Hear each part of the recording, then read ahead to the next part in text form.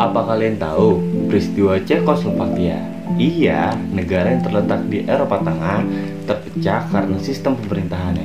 Gue Ibnu akan gue jelasin semuanya. Let's go. Cekoslovakia pada awalnya dikenal dengan nama Bohemian karena banyak warganya yang merupakan pendatang dari suku Boyern.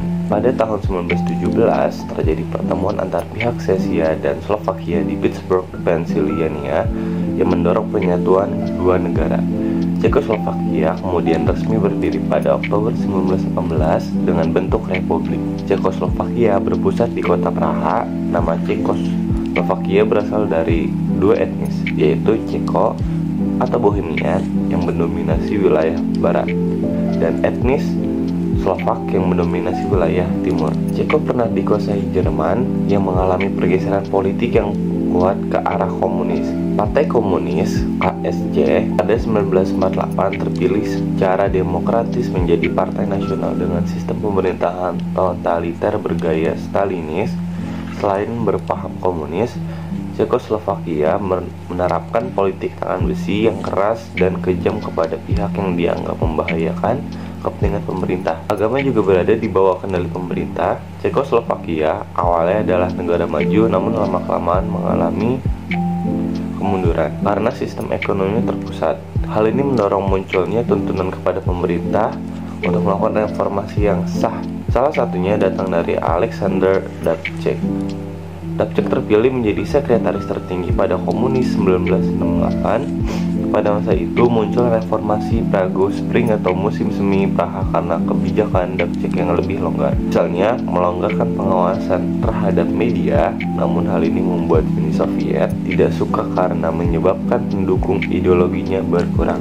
Dubček kemudian mundur pada tahun berikutnya karena tidak leluasa menjalankan kebijakan. Dia diganti Gustai Husak yang pro-komunis. Lalu sistem administrasi Cekoslovakia diubah menjadi sistem federal yang membagi negara menjadi dua federal, yaitu Republik Sosialis Ceko dan Republik Sosialis Slovakia. Ternyata penerapan sistem komunis membuat Cekoslovakia menjauh dari dunia luar. Akibatnya terjadi krisis ekonomi yang serius pada tahun 1985. Hal ini membuat para aktivis bermunculan menyuarakan perubahan. Tahun 1988 gerakan aktivis makin masif, bahkan gereja Katolik turut melakukan demonstrasi pada 25 Maret 1988 dengan menyalakan lilin di Bratislava. Gelombang demonstrasi terus bermunculan pada 16 November 1989. Siswa dari Bratislava juga menggelar aksi unjuk rasa dan berlanjut dari hari ke hari hingga terjadi aksi mogok secara umum secara besar-besaran pada 27 November 1989. Sederet aksi itulah yang dinamakan Velvet Revolution atau Revolusi Bludru. Nama Bludru digunakan untuk menggambarkan revolusi yang berjalan damai dan lembut seperti kain bludru. Setelah revolusi Bludru, masih ada konflik lain di parlemen karena adanya perbedaan pendapat tentang desentralisasi. Perbedaan juga terjadi antara suku Ceko dan Slovakia karena adanya perbedaan budaya. Akhirnya setelah melalui perundingan, para politisi memutuskan untuk membubarkan Cekoslovakia dan kembali terpisah menjadi Republik Ceko dan Republik Slovakia.